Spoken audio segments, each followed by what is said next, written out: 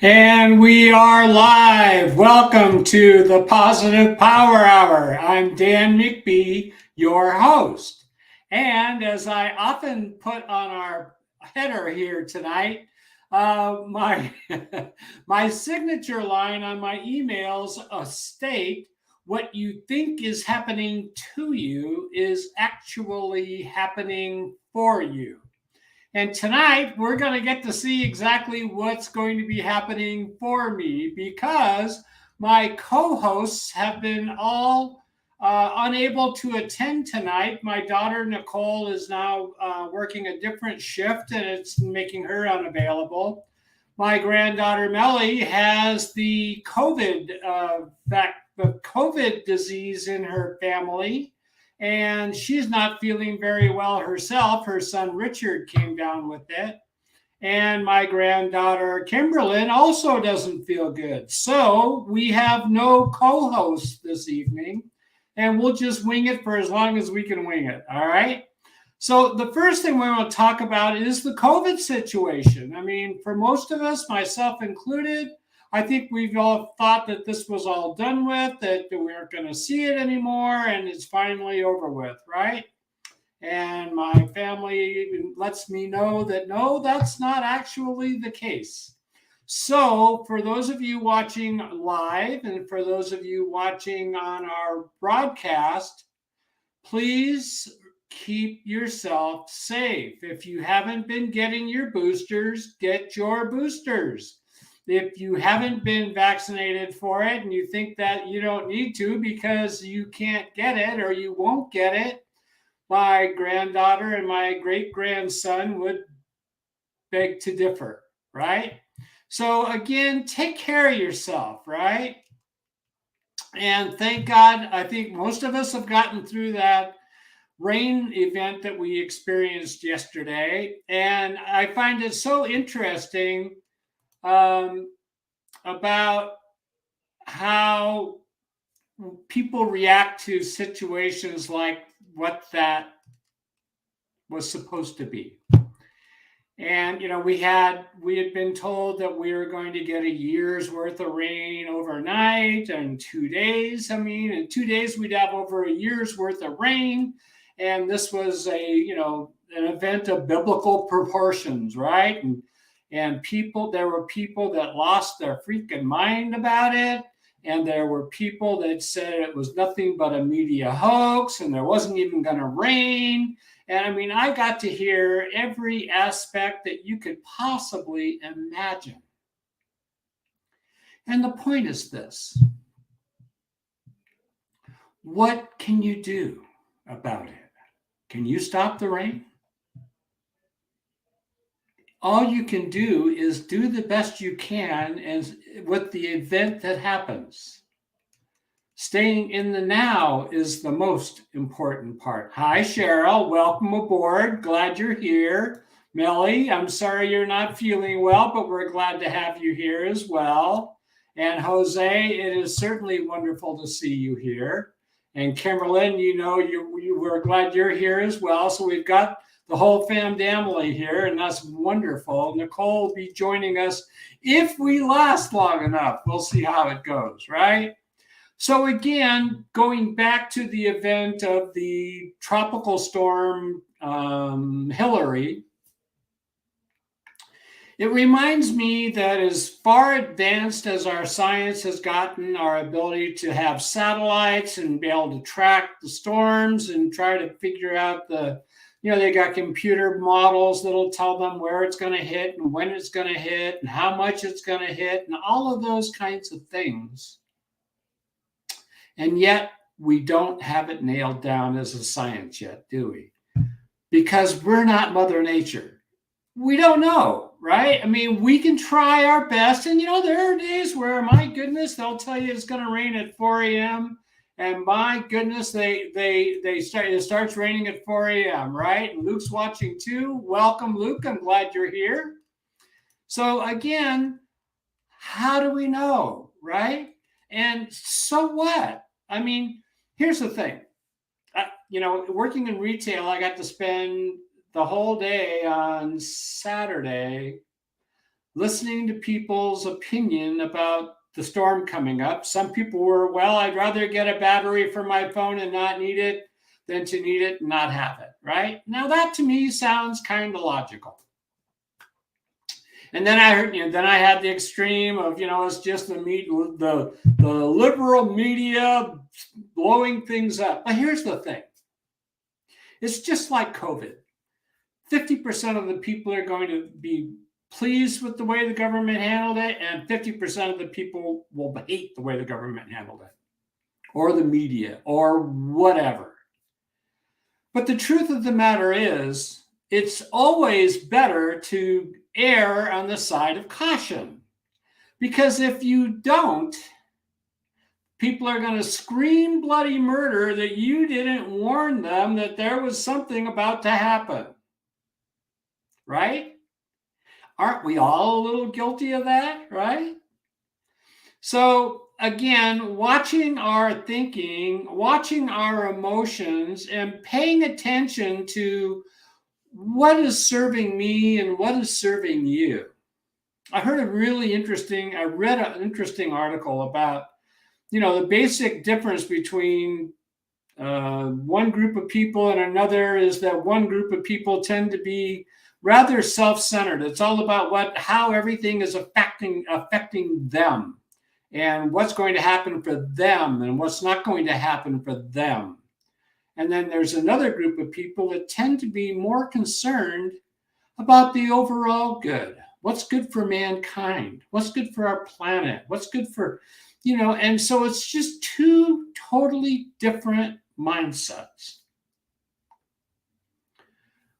But what I often notice is that the people that tend to care more about how things are affecting others are thinking less about how everything affects them, but they also seem to be generally happier people. Have you noticed that? So we all have to take responsibility for our thinking, and that's so much about what the positive power hour is all about. Really is taking self-responsibility for the only thing you have total control over. Your thinking, your attitude. Those are the two things. It's really just one same thing. You don't have control over the weather. I love telling people all the time that I realized years ago that I have absolutely no control over the weather. So I might as well enjoy whatever it is, right? And I do. I love when it rains. I love when it's sunny. I love when it's cold. I love, we don't get much of a seasonal change here in California, let's face it. We come from California, by the way, for those of you watching on the replays. We're in Southern California where, when it gets cold to us, it's like in the mid 50s, right?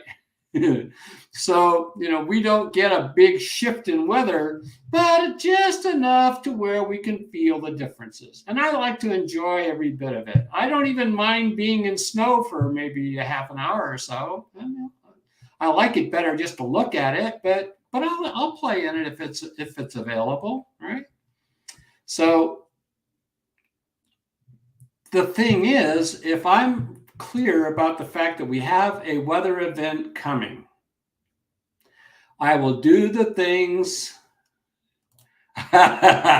Here's Jose saying, try a Michigan winter, wimps.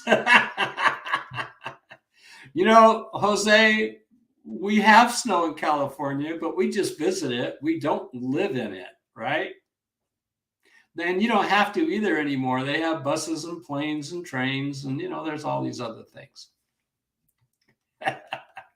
What do we got here? This is probably Luke, if I know how these things go. No one said to move out there to deal with that mess. Laugh out loud. Yeah, I think I called it. But I know why you went out there, and I'm glad you did. It's a good experience for you. If you're going to do those kinds of things, best to do it when you're young, right? because you got enough time to make up for it later. And besides that, you might actually like it. Who knows, right? Would I like it? No, I don't think so. That's okay. Nothing is cast in stone, right? You can do anything and recover from it pretty much, right? And that kind of goes with this whole thing about attitude and thought process, right? Is we talk so much about how we feel about ourselves having such a big impact on the life we get to live. And if we're constantly beating ourselves up, how in the world are we ever going to make progress in the direction we want to go in? Because every time we get started with a new idea or, hey, I'm going to do this, I'm going to make this happen, that mind will go in there and say, nah, you can't do that. What are you thinking? What are you crazy? And if you start beating yourself up as young as I did, or as young as I suspect most of us did, you have a number of years built up of habit of thinking negatively about yourself. My wife was just watching Everybody Loves Raymond, and his wife was commenting to him that he tends to be a pessimist. And so they kind of did a little test, and she would name a word, and he'd have to respond to it. And after a little bit of doing this, he realized that almost everything that came out of his mouth was negative. It's a habit. Just like, drinking to excess is a habit. Doing stupid things and beating yourself up for it becomes a habit. And to change it, you have to change you. Has nothing to do with the outside world. It has nothing to do with what's going on. It has nothing to do with how your parents raised you. It has nothing to do with any of those things. It has to start with you taking responsibility for your own thinking. I know that's hard. I can tell you because I went through it. I had to, turn. We talk all the time about that big luxury liner being turned in the ocean, right? And you just don't do an abrupt U-turn. It takes a big old swing to go all the way around. But you have to start somewhere. And it's like dieting. We've all dieted, right? At one time or another. It was like, I put on too many pounds. I got to cut it out and blah, blah, blah, blah. And so you get really serious and you're going to start losing weight. You're going to make all these changes. And then, somebody pulls out a bowl of ice cream and there goes your diet. And so it's now I've failed once again. What the hell? But no, you can't allow that. You have to start fresh right away. It's that way with everything. Becoming conscious of how you think and what you think. It sounds like a lot of work in the beginning. I think I've told that story here before about the young lady at a Chamber of Commerce event, or I think it was a church event actually, that I was at, and she came up to me and she says, I've heard some of your changes you've made, and I just want to make sure I've got it clear. You quit drinking, and yeah. You became a vegetarian, yeah. You meditate every day, yeah, and well, at least I try every day, right? And whatever else was on the list. Right? She had a list of things that she had seen. She goes, "How in the world are we supposed to live up to that?" And I thought, well, it's your life, right? You get to live it the way you want to. Now, making all those changes, I can tell you, was not easy in the beginning, right? It's like everything else you try to do. It's not easy in the beginning. I remember when I first started to learn how to drive, and there was all these things I had to pay attention to: the mirrors, the clutch, and we had clutches back then with manual transmissions, all of those back in the caveman day, right? And so you had all of these things. You were, the gas and the brake, and when to hit it, and when to, especially when you had the clutch and the brake and the gas, it's like, oh my gosh, all this stuff to do. And then, and so for a while you feel really clumsy and self-conscious, and, you're afraid of making a mistake, and, all of that stuff. It's kind of like that with everything you learn, right? We've talked about the four conditions of learning, right? The four levels of consciousness. Number one is when you're consciously incompetent. You don't even know what it is you don't know yet. That's how little you know about that thing you're trying to learn, right? And then there becomes the consciously incompetent. And that is that you know that you don't know, right?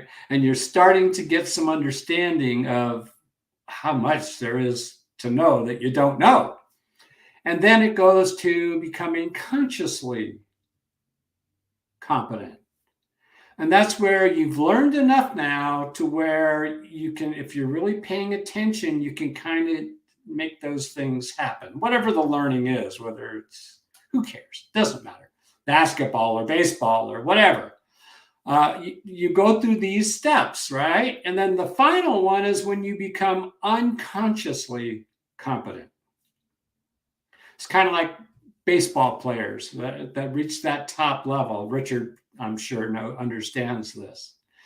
And Luke, because Luke's a great coach, and I'm told he was a great athlete when he was young.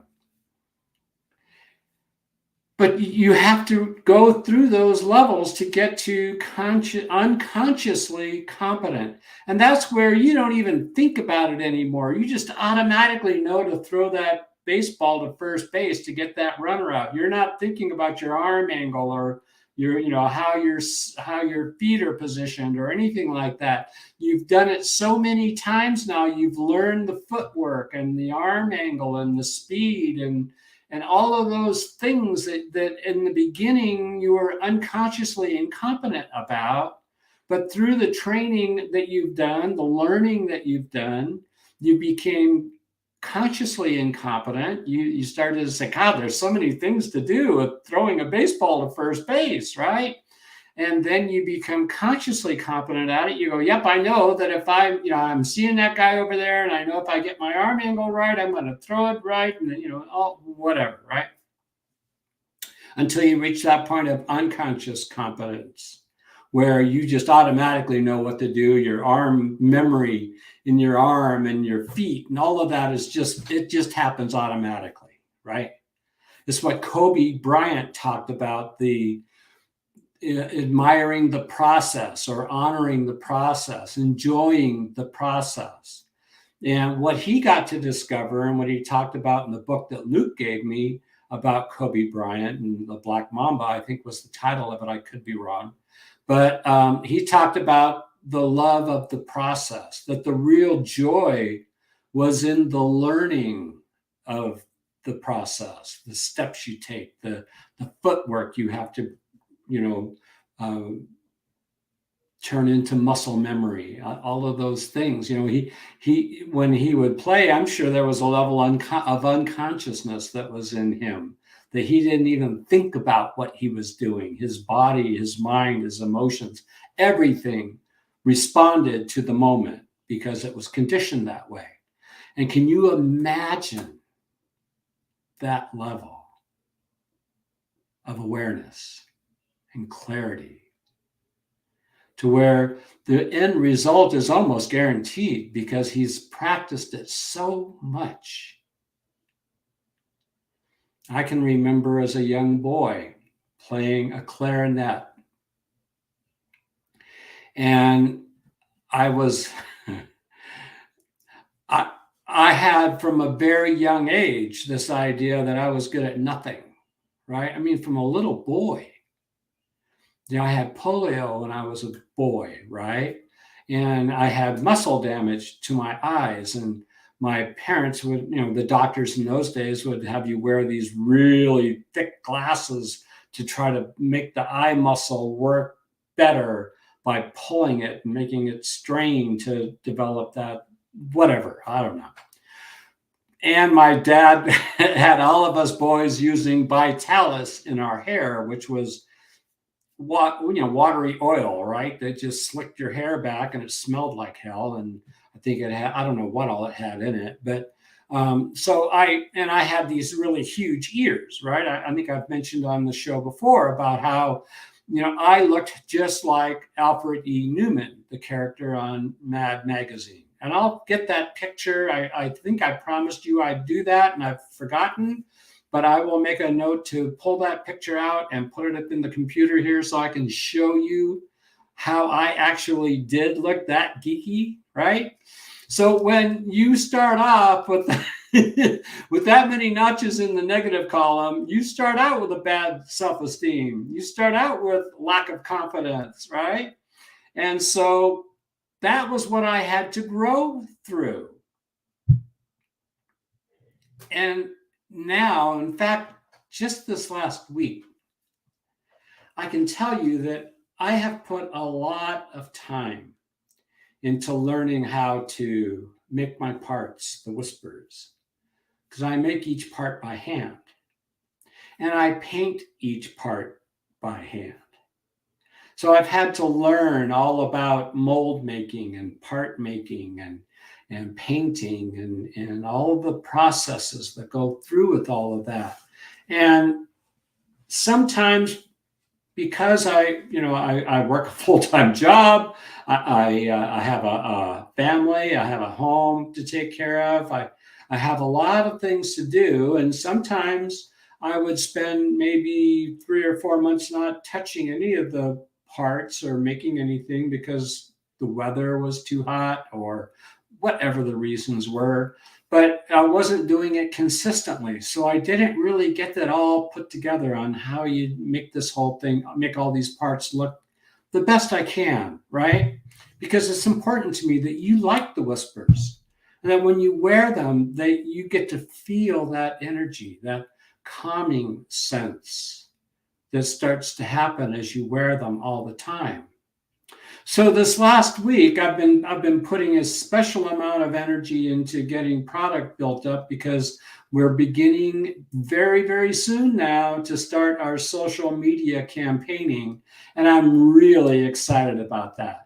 But what I got to experience this week was that Kobe thing about loving the process.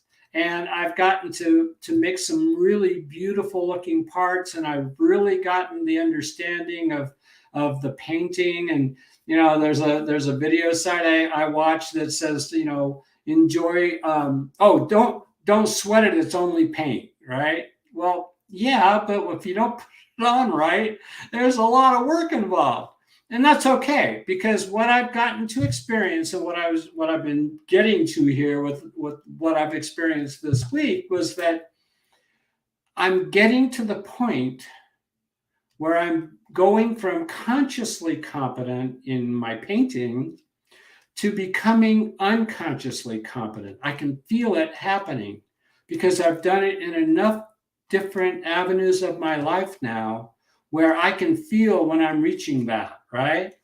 And with the marketing program that we're starting and the whole idea of this thing becoming the dream that I've always held for it, of helping a lot of people feel a lot better about themselves so that they can live the kind of life that they dream of. Or maybe they've decided not to dream because it was too painful, right? And that's the whole thing about what our Positive Power Hour really is all about, is helping you to understand who you are and why you deserve to live a good life, right? Because people that are mean-spirited and only out for themselves and don't give a crap about anybody else, they're not going to watch this show. Right? It's the people who care about others. It's the people who want to feel better about themselves, who are perhaps either now or have in the past lived in that quiet desperation. that we talk about almost weekly on this show. And I do it in my public life as well. And it's amazing to me the fact that I've never mentioned the living in quiet desperation to a single person that said, no, I've never experienced that. Never had it. Everybody has had that.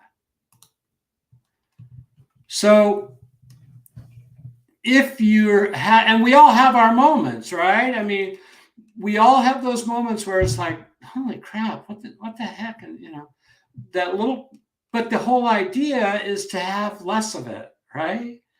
And the less you have, the more you're going to feel that really good feeling that I get to have an awful lot of the time. And that's what I want for you. I want for each and every one of you to live in that sunlight of the spirit that we hear people talk about, right? Because it is so beautiful. I mean, there are days where even at work, just doing retail, where that feeling of bliss will come on. And I have all I can do to just sit there because it feels so wonderful. And I want that for you. I hope you want it for you. If you don't feel you deserve it, give me a call. We'll talk about it. All right?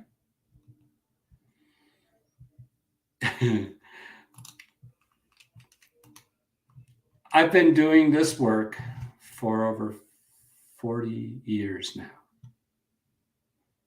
It's a long time. Longer than most of you have been alive, right? I've gotten to see this work every single time. Now, some people will say they didn't feel it, didn't notice it, okay, maybe not. But here's what I do know is if they'll keep wearing it anyway, they'll start to get it. They'll start to feel it. There'll be this shift in their thinking, a shift in their emotions. Even their physical body will start to relax more. It happens automatically. It's kind of like TV. You don't have to feel the energy going through the TV. You don't have to know how that functions. How in the world do they get energy beamed into a TV and create pictures and sound and have memory and all of that kind of stuff?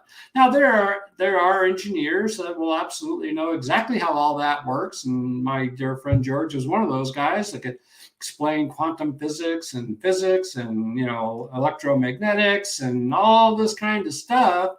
And for the layperson like myself and 98% of us, maybe 99% of us, it doesn't really matter. What matters is that you feel better. What matters is that you start to realize that you really are somebody important. I know every single person that's on the chat line right now, for a fact. Oh, we'll get to that in just a minute, Melly. I just saw your note. Every single person that's on this show right now, I lost train of thought because of the message. We'll get back to it. Anyway, I know that everybody that's on this program right now is the kind of person that is striving to improve themselves every single day.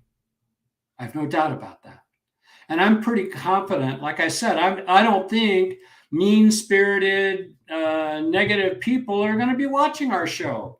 And if they decide to do that, there's that part inside them that are going, I need to make a change, right? All right, so let's get to Melly's question here. Can you give advice to those of us who don't want to work for others, but doesn't quite know what they actually want to do? Yes, if you got a pencil and paper, take it out and get ready to write. Let me know when you're ready. Because This is exactly what got me to doing what I do, because I had no idea what I actually want to do. So I'm going to give you a process to follow. And it's like everything else, you'll write it down and put it on your nightstand, and either you'll read it every day and every night, like I'll suggest, or you won't, right? If you don't, guess what? You'll probably stay where you're at. But if you do it, there's a good possibility you'll start heading in the right direction. All right. So we'll get into that just as soon as Melly gives me a little note saying, yep, I'm ready. We're waiting for you, dear heart. So how many of us actually know what we want to do? I can tell you from personal experience that I went through high school and all I wanted to do was get out and go to work, because I didn't know what the hell I wanted to do. I didn't have the wherewithal, I thought, to go to college at that point. And again, I had no self-esteem, so I didn't really feel like I was the college material, right? So I went to work, and I worked a job in management from the time I was 18. I hated it. It wasn't what I liked doing. And that goes back to that living in quiet desperation, right? I hated what I was doing for a living, but I started a family at a very early age, which I wasn't ready for that either, obviously. And so I did all of the wrong things to get my life where I thought I wanted to go, right? So I understand exactly what that feels like. All right. So, Melly, here we go. Yes, I'm ready. Good. Here's the first part. The first part is there is a part in you, there is a little seed that God planted in you. That is that gnawing thing that's in you that says, I want to do this. And you probably had a big dream at some part of your life and decided it was too big for you to do. Or maybe you even gave it a little energy and it scared you. So you never started. Or maybe you started and it didn't go anywhere, so you gave up, which is what most of us do. I've told you that story about the young girl who went to her father and was all excited because she had gotten an article she wrote printed in the local paper. And she was just so excited about it, right? And the father takes the article and reads it, gets really upset, crumples the article up and throws it on the floor. And she says, I didn't work 2 jobs and save all this money to put you to college for you to be a doggone writer. And walks out of the house, and the daughter's just shocked. And the father goes out to play bingo, and he's sitting down playing bingo. And the person's reading the numbers off, and the number finally gets the G21 or whatever the thing was. And he gets excited. He goes, big! And has a heart attack and dies right on the spot. A couple of days later, she's sitting on the bed. She's got the box of personal belongings that the funeral home sent over. And she opens her father's wallet, and there's that article. And she reads it and, of course, starts crying, right? And mom walks in and reads the article and sees her daughter crying. And she goes, oh, you found the article. And the daughter's like just totally bewildered as to what this is about, right? And mom says, look, let me explain to you. When your father and I got married, my parents gave us a dowry, which it's money for the family to start their life with. And your father's dream was always to be a writer. So we took the money and we went to New York because he wanted to put all of his energy into being a writer. He knew he could make it work. He just knew it. And after months and months and months of writing, all of the dowry money exhausted, they left New York and went back home, totally defeated, and never tried again. And Mom says, see, that's what he was afraid of for you, because most people will try going out and making their life what they dream it to be and don't succeed. And the pain is so hard, so gut-wrenching that you just can't try it again. And so then they go into the living in quiet desperation. Beautiful story. I wish I could find the name of that story, the movie. It was a TV thing, I think. But God, I wish somebody could tell me what that was and where I could get it, because it was so beautiful. Anyway, back to the quiet desperation and how we change it. All right. So I talked about how you probably got this thing that keeps coming back to you, right? It's that thing that God put in there that says, hey, this is where you're supposed to go. This is what you're supposed to do. And like I said, you've probably thought of it. You've probably gave it a little energy maybe, or you've thought about doing it, and that negative voice goes, no, you can't do that. What are you thinking? You can't do that. No, right?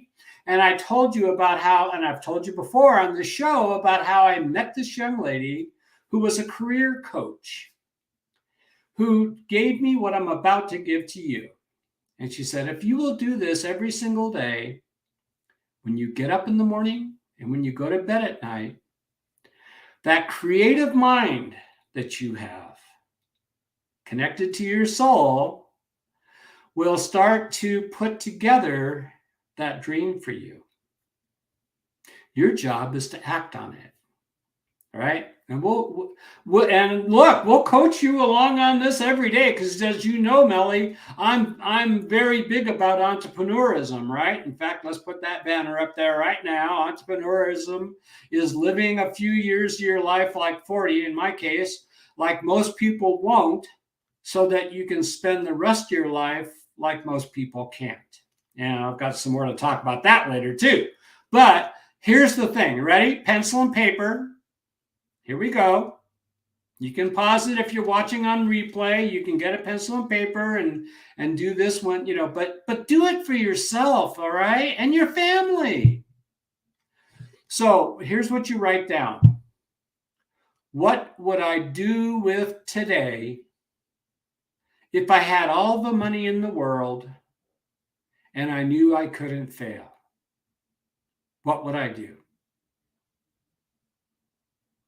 Now, in the beginning, you're going to do all the things that most of us do, like I want to create a healing center. I want to cure the world of cancer. I want to, all those kinds of things, right? I want to travel the world. I want to see everything. I want to, all that stuff.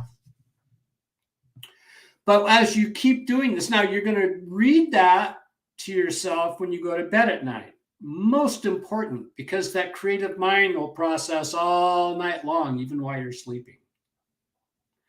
What would I do with today if I knew I had all the money in the world and I knew I couldn't fail? Then go to bed.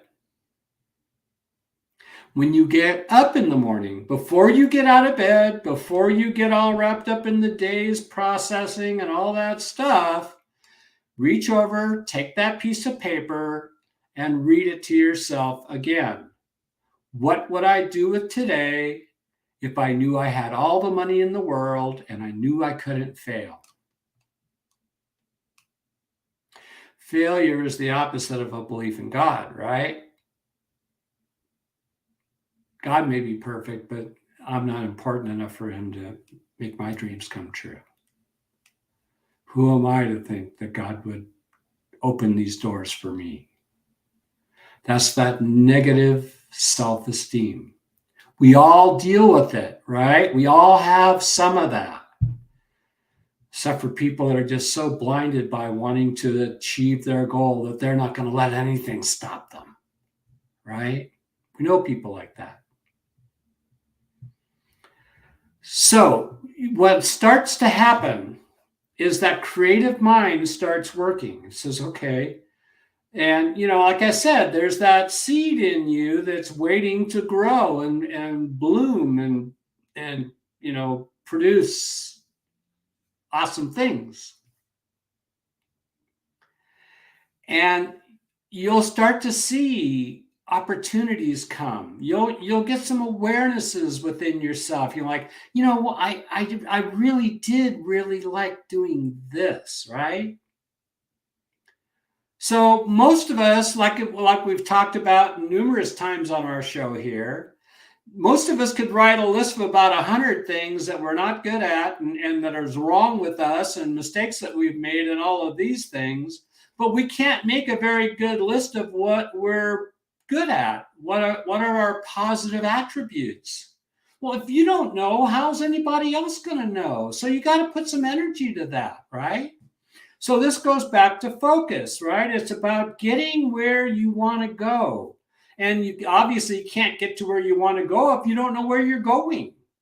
So we have to take baby steps, just like a baby learning to walk. They're going to, lift themselves up and they're going to get unbalanced and they're going to fall down. And because they haven't learned to beat themselves up yet, they just get back up and try again. And that's what's so beautiful about babies, right? Is just watching them develop in so much development in such little time. It's amazing what we learn in just the first few years of life, right? And then we learn to beat ourselves up.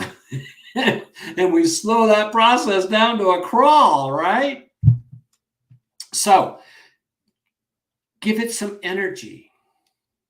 Even if you just gave it a little energy every day, just a little bit, it's better than not giving it any energy, right?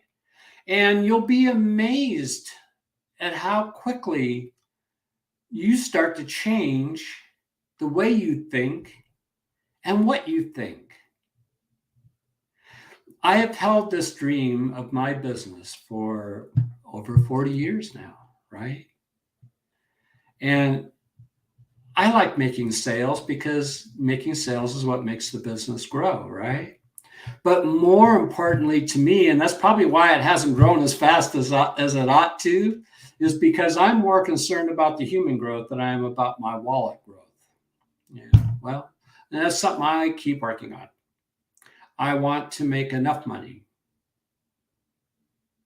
right? I want to make enough money. And I want to help a lot of people. So that's the purpose of the Power Hour.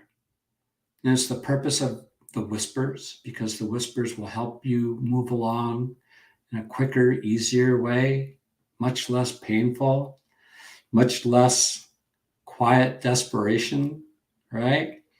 And as you learn how valuable you are, you'll start to reach out and ask questions because you're important enough to know what you need to know, right? So you'll start, as I say, once you start deciding, the biggest thing is that decision, just like Melly did just a minute ago when she said, can you give advice to those of us who don't want to work for others, but don't quite know what they actually want to do? That's the first step. You took the first step, Melly. You just have to continue that, all right? I know I don't want to work somebody else's dream. I want to work my own dream, right? And so I give every extra hour I can to my dream. I don't know if it's ever going to blast off the way I would like it to. I don't know that I'm even looking for a blast off. Just a nice quiet lift would be great, right? But what I do know is that I'm giving energy every single day to what I do want. Most of us are clearer about what we don't want And that's what we give energy to what we don't want. I don't want to have an accident. I don't want to lose my job because what will the family do? I don't, you know what I mean? We do all that stuff, but how much energy do we give to what we want? Aren't you important enough to make what you want matter? Just like I remember how important it was to you and to Luke to bring another baby into the world. That was like everything for you guys. And you did it. You did it against a whole bunch of odds, right? I mean, you guys are such a success story already. It's just amazing to me. And I have so much respect for you and your family for what you've done to create the family that you have. And if you can do that, you can do anything. And I have no fear that I'm wrong about that, because I'm not. So give it some energy. What would you do if you had, and this is what you, did I write that down? Did I say the whole thing? What would you do it today if you had all the money in the world and you knew you couldn't fail, right? What would you do? Ask yourself that all day long. I knew almost immediately when I started that process that I wanted to be a healer. Because just as one of my favorite sayings goes, where is it?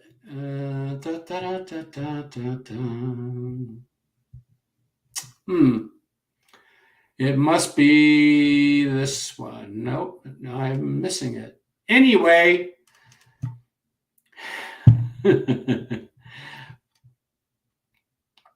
it kind of like, beast. What is it here? What you think is happening to you is actually happening for you.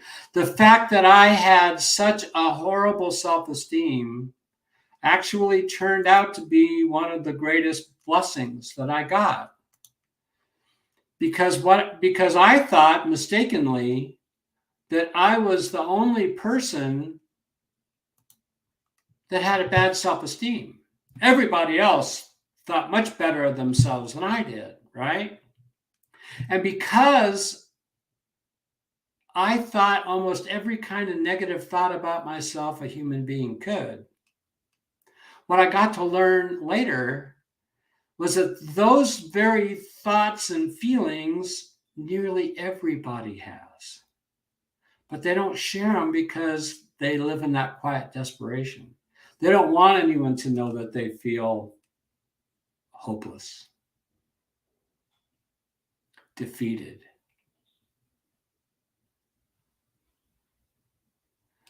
So they don't say anything. They just run it in their head all day long. How do I know that? Because that's what I did. All day long, my mind was constantly telling me what a complete loser I was. And because I'm a self-fulfilling prophet, I had to prove myself right? So give yourself some energy, all right, Melinda? Talk with Luke about your dreams. Talk to Luke about his dreams. And how can you guys are, we go through phases in life, right? You've got a little girl who's, still very much needing mom and still needing family and all that. Richard now is becoming a young man, and his needs are different, right? But it's that you're at that time now where it's a good time for the two of you to spend some time thinking about where you want your life to go now, right? I remember, this self-development, human development journey that we all go through in life. I heard a speaker talk about the fact that most of us take more time to plan a vacation than we do our life. Imagine that, right? So do this every day. Even if it feels crazy to you, just humor your old grandpa and just try it anyway, okay? What would you do with today if you knew you had all the money in the world and you knew you couldn't fail? What would you do?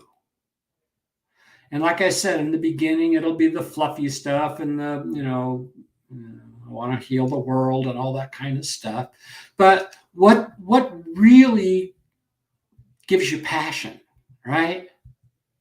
I remember when I first started this podcast, the very first one I did, the Facebook Live, I wrote down like I think it was 5 or 6 key points that I wanted to cover. And I figured I could fill in all of the time with those 6 key points or 5, whatever it was. And I made it a total of 10 minutes. But I didn't quit, did I? I didn't quit. Now, I'm not a master at this by any stretch of the imagination, but I've gotten better. I know I have. Confidence, right? Yeah. And I'll get better still. But now I've done almost an hour all by myself with the love and support of all of you and your great feedback and your questions and all of those things. So that's the whole idea, is give it some energy. Look, we're all here until we're not here anymore. All right? We're here right now, and we don't know when we're not going to be here. That's the magic of life. So do the best you can every single day. Every single one of you. Whether you're watching us live or whether you're watching on the replay, give some energy to what you want your life to be. Give some thought. I've told you that story about the guy that gave me some advice one day when my life was in complete, utter destruction. And he told me that, the reason my life is like that is because I'm comfortable in it, right? And we're all kind of comfortable. That's what that quiet desperation is. It's more comfortable to be in that than it is to take a risk, right? I can tell you that failing in business is a very painful thing. I've been there, did it, right? But the pain of not doing it for me would be even worse. To completely give it up, oh, that'd be hard. I can imagine myself working and God's, nudging me on the shoulder and say, hey, time to come home. And I'll go, oh, just a little bit more. I just got to do a little more, okay? Because, fortunately or unfortunately, I'm more of a human doing than I am a human being. I'm more comfortable doing things, getting things accomplished, whatever that's worth, whatever, who knows? It's not going to mean a thing when I take my last breath, is it? But what I do know is that every single day, I can make a difference. Every single day. How amazing is that? And the truth of the matter is, you all do that too. Every single one of you. Jose, I know you do that. Cheryl, I see you. I know you. You do that every day. Everywhere you go, you make a significant difference in people's lives. Melly, you have blossomed so much. It's just amazing what you've accomplished.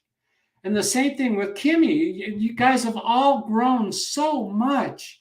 And I just hope and pray that every single one of you can give yourself a little warm hug and go, thank you. That's really kind. But know that it's true because you have. And if you know me, you know I don't lie. I just can't do it. It won't work. I can't motivate people by lying to them. It has to be the truth. The nice thing about telling the truth all the time is I don't have to remember my lies, right? All right. So I hope that helps you, Melinda. I hope it gives you some food for thought. and that you will give some energy to this. And anyone else that kind of wonders where they could, get to where they want to go. Once you start getting a little taste of where you think you might want to go, let us know, and I'll help guide you along, right? But even more importantly than that is giving it a little bit of energy. And here's the thing. Years ago, there were two things that I thought I wanted to do. One was I thought I wanted to do this business that I do now. And I also thought maybe I want to be a clinical hypnotherapist. And so I had that, which way do I go? Which way do I go kind of thing, right? And what I realized, and I use this all the time to this day, is I'll just give a little energy to both, and the one that's supposed to happen will happen. All right? But the key is energy. You got to give it energy. And, there's a program we know about that talks about that our biggest problem was that we had a lack of power. And it isn't that we actually lacked power. It's that we lacked the awareness that we have the power. So once you start to understand that, things start to change in a magical way. And it does. So, again, my week has been full of grace and appreciation and bliss. I don't know what's going to happen with where I'm heading with all this, right? But just like Kobe, not at his level, obviously, dear Kobe, but the taste of what he's talking about, that is so awesome. So we're come up to the end of our hour. I want to thank you all very much for listening tonight. It's been, as I started the program off, I had no idea what was going to happen to me or for me by being the solo host tonight. I hope it was good for you. I really enjoyed it. And I would look forward to seeing you all again next week. And here's the question of the day. If you see somebody without a smile, what should you do? Give them one of yours. And why would you do that? Because it makes them feel good. And it makes you feel good. It's a total win-win, right? I remember Melly talking about the fact that she saw this girl at a store, I think it was, if I remember the story right, and she just noticed that the girl didn't look happy or was, deep in thought or something, and she just gave her a smile. I think it was a woman, actually. And it changed you could just see the change happen to her. I remember you telling the story, Melly. Beautiful story. So for now, everybody, get out there and give some energy to your dream, whatever that might be. If you don't know what your dream is, do that note thing. It works, all right? You know what your dream is. You just maybe forgot or you buried it. And we can help you undig it, all right? So for all of our co-hosts who are going or have been under the weather tonight, I want to thank you all for attending the Positive Power Hour. And God willing, we'll see you next week. Good night. Take care.